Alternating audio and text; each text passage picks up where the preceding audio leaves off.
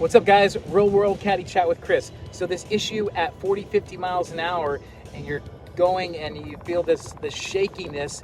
Turns out it was not the transmission, not a torque converter. It was an engine misfire on coil number 8.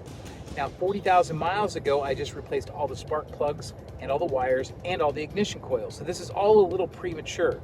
Cadillac gave me a proposal, $550 to replace that engine coil and about $600 to do the spark plugs.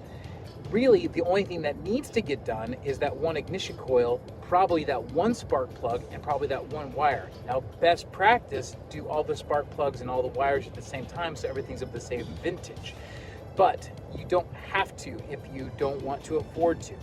So that's the dilemma here. So I'm going to take the weekend, think about it, see what the right thing is to do, and then we'll make a decision next week. The car is drivable and it's going to be okay, but that's what's going on. Peace.